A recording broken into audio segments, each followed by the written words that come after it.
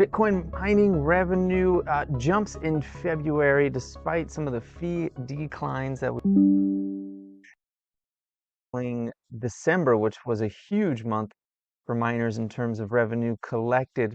So that's something to look forward to in the future, despite the fact that we are seeing our favorite miners bleed off lately. But anyways, let's look at the numbers here. Specifically for February, they collected $1.39 billion in February, despite declines. Now, Bitcoin hash breaks $100. It's big news there for that in relation to how much they're collecting in terms of fees for just the amount of action that's happening on the Bitcoin chart. And if we look back here, so this is Y charts. This is the Bitcoin miners revenue per day chart. If you remember December's back here. December 2023 was a huge month for Bitcoin miners. And if we look, and they only had 64.13 million a day that they were collecting at that point. And look at, we are dwarfing that number now. Some days are at 70, almost 80 million dollars a day collected in revenue for the miners. Right now, 65 as of, I can't see, and 65 as of what's that date? 4, 5, 6, 7, 8, 9, 10, 11, 12. As of the 12th. So as of yesterday, 65 million. And the highest day in December was 64 million. And we've been on this track collecting 60 million plus about since March 1st, all month long in March right now. Let's see, let's look at February. February was similar to that December month where they were collecting about that 50 million. We were lowering from December through January through all that time when we were seeing the miners decline, and they are still declining a little bit, but the fees are increasing dramatically. So that is actually a really good piece of news for us as holders of the miners. So let's look at how Bitcoin is performing today. We are holding above $72,000 still. Yesterday's candle looked amazing here. I mean, this was a red doji, but that huge wick on the bottom tells me that there is a lot more buying than selling pressure on this thing. So we can probably expect it to continue on. We might even see $75,000 very soon here, maybe even today. Let's take a look at the crypto market overall. It's in 90 for extreme greed. The fear and greed index here on the right, it's at 90 today. So that's we could expect maybe some volatility, perhaps some selling going into the strength of late. Let's take a look here. Let's see who's gaining the most here. BNB chain, 12% now that they're done getting sued by the SEC. It looks like they're coming back to life here. Their coin is back up to over $500, almost $600 there. Solana's over $152. Honestly, it's one of the best buys I've ever had with crypto. I'm up 500% or so. XRP is down. Cardano up a tiny bit. Dogecoin down, only up 3%, less than 2% this week. Avalanche flipped Shiba Inu. Shiba Inu is actually down 10% in the last 7 days. The memes are on their descend now after they had that just absolute face ripping ascension in last week, and they're starting to cool off again. Let's see, is there any like outstanding numbers here outside of Binance that's going on in here? Kronos is losing some percentage points. Let's see, 50% for the graph in the last 7 days. Thorchain, 11%. Don't know if Pepe is one of the memes holding strong a little bit, I guess. That's about all that's going on here. It's kind of chill. Algorand's up big. Well, for it, 10%, you know. Floki Inu came to life, 88% up over the last 7 days, 2% today. That is also a meme coin there. SEI actually have some of this as well, up 24% in the last 7 days. That's actually been not doing great for me, but doing okay. You know, WIF looks like WIF is the meme getting all the love today with 18% up just today. Anyway, so that's a look at the crypto space right now. Bitcoin obviously up 0.62% today, 8% in the last 7 days, just on a tear. Take a look at CleanSpark here. We'll look at a few of the miners. CleanSpark up 5.7% today, 5.6, fluctuating 5% plus today.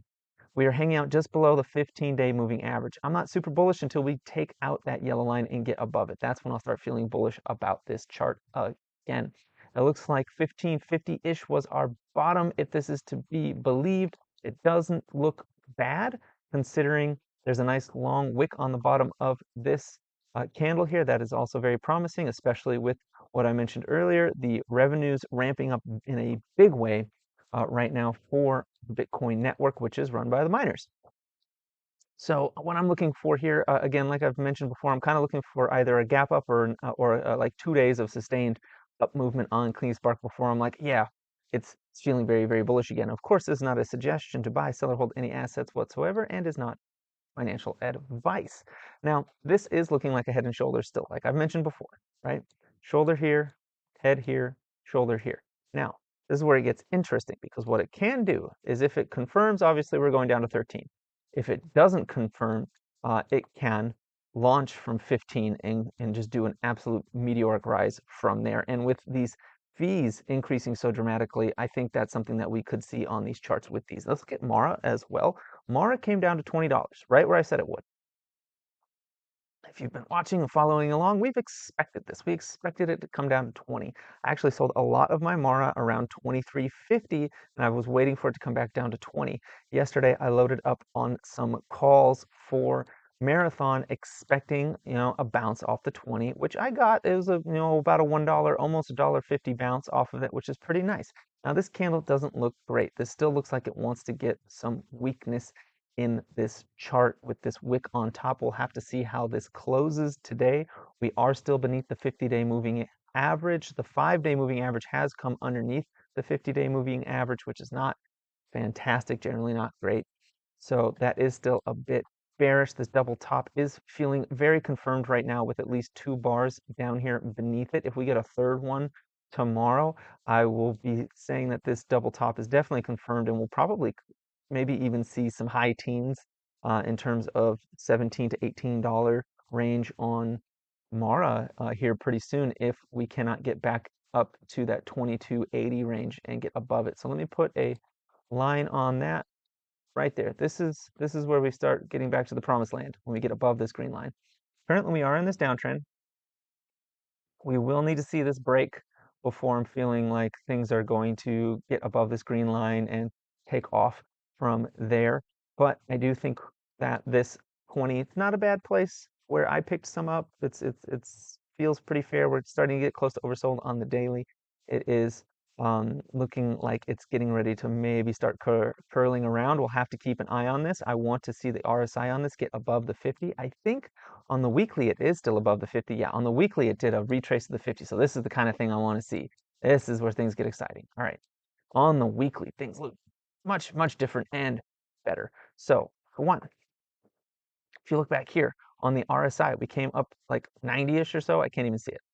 We came up to 90. Yeah, we came to 92-ish, and then we came down right down to the 50 and then bounced off the 50 and went up. Where are we again right now? Well, technically we're at 48, but where did we go to last time? We went to about 47 last time before we did that meteoric bounce from 15 in that case up to 34. If we do a similar move right now where we bounce off the 50 and return back up, I can see us taking out that 34 very easily, maybe even going into 36 or 40 from there, from that momentum that will be building up from that liquidity that we've been building up right now since February 20th. So keep an eye out for that. The weekly still very bullish. The daily showing some weakness.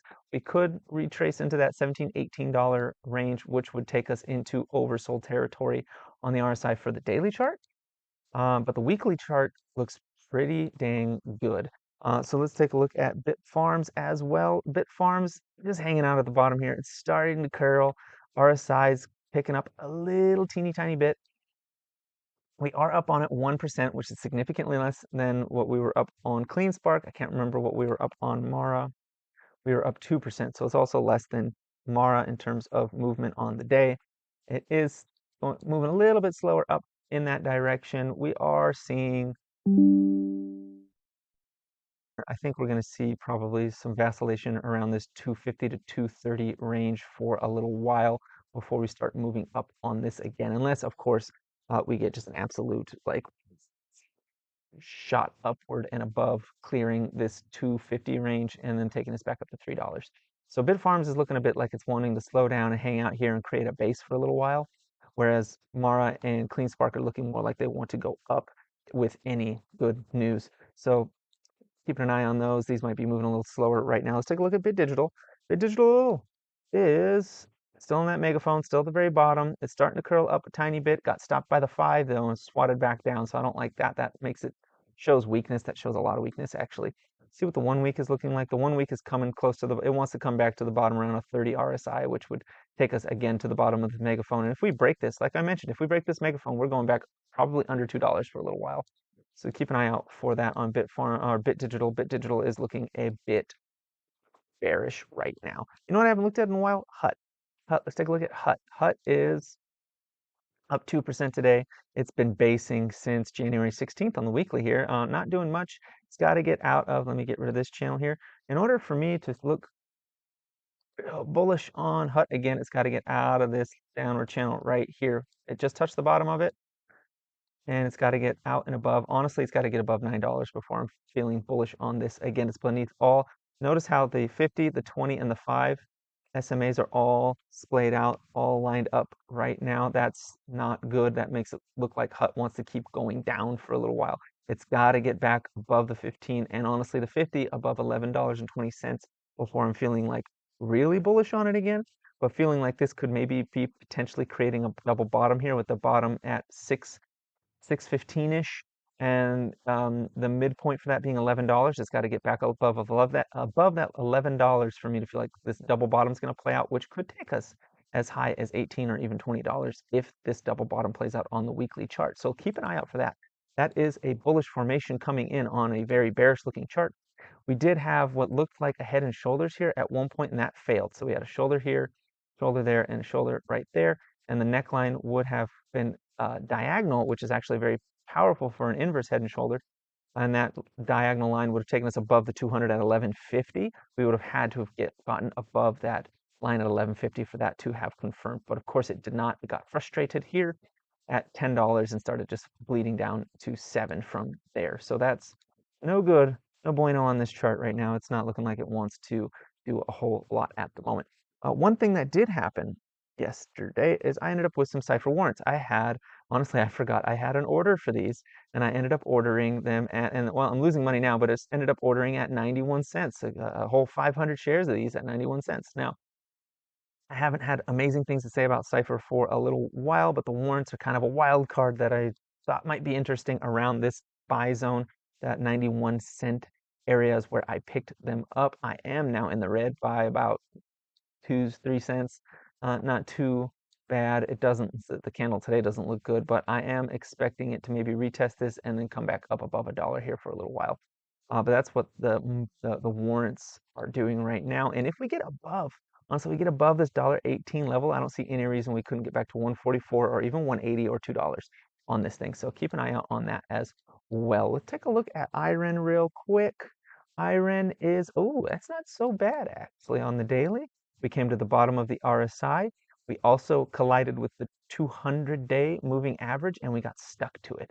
If we can stay above this 200-day moving average, and it can act as support, launching us up, hopefully above this 582 level, we can get above that area here using this 200 as support. I think we can get back up into this ascending channel and start chugging our way back up to the top of this descending channel, which still isn't super bullish, but I mean, that's what, $2.60 move-ish from where it 70 cent almost move from where it currently is up to the top of that descending channel. And if that resistance above is broken, I mean, I don't see any reason we wouldn't go back up to 10 from there if that happens. So like, this isn't bad. It's not so bad looking on Cipher actually today. Let's take a look at the weekly. The weekly's at that 50-ish. It needs to get back above 50 RSI on the weekly for me to feel like that's even a possible scenario. But we are kind of going in a descending channel, which we just came off the bottom of. And if we can get above it, which kind of intersects with the where it currently will be wanting to trade here, which would be, it would intersect at 558, getting back into that ascending channel, trying to move up again. And this pattern is looking similar to what we saw back here in November, where it came up from 282 to $10 almost, and then we had that aggressive selling back down to 360-ish, followed by aggressive buying up to 867, and that blow off top. This is a similar channel that we had back in January, and if it breaks that channel, it will probably be just as explosive as it was in early February. So keep an eye out on that as well. And if it is as explosive, honestly, it's probably going to go above and beyond that 874 range if that happens. Of course, it's not financial advice nor a suggestion to buy, sell, or hold any assets whatsoever. It's just what the chart looks like it could potentially do given this setup that we are looking at right now. So anyways, that is good news we've got going for the Bitcoin miners. They have been suffering, but the fees are increasing dramatically. They're higher than they were in December. And if you remember December, take a look at my favorite right now, which is CleanSpark, my shining star right now. Back in December, we had a really good run up from, I mean, on this one, it went from, are you kidding? From $1 to $13. And then again in January, we had that run up from, $6 to $19. So if we get those fees increasing again, and those show a really nice first quarter for the miners, I think Q1 for the miners could be pretty great once we get those results in. Now that might take a little while. We might continue to slide sideways into the halving. That could happen because I mean these fees have been increasing since February and they've been high, real high, while we've been dropping. March 5th was when we got, well, actually March 7th is when we had a really high spike on it. What was March 7th? March 7th. Well, I mean, look at March 7th. We had a spike on the March 7th and 8th were really amazing when we had that spike on the fees for Bitcoin. So that does correlate to a certain extent. What about February 27th? What did that look like on that chart? February 27th, where are you? It was a bit low, but not terribly low. It's been coming off a lower low on February 18th, which was, let's take a look, which was a weekend, but the Monday after was a pretty decent drop. How much did it drop? What was the percentage drop on the day we were able to trade after that bad network fee? 16%. That was a 16% negative day afterwards. So we do highly correlate to this chart of the Bitcoin, the miner revenue per day with our chart here. And it doesn't look too far off in terms of the ups and downs here, the ebbs and flows. So let's hope that these fees, these revenue per day that they're picking up continues to stay strong. Now that is expected to drop in April, which is one of the reasons we're seeing this dramatic sell-off that we're seeing, because on April, I think it's 18th now, we are going to see the halving and we are going to see them lose half their revenue instantly. And let's hope that the fees can pick up, which they haven't in February, but let's hope the fees can pick up some of that slack and send us back up into the sky on these things. With that said, please like, comment, and subscribe, and have a profitable day.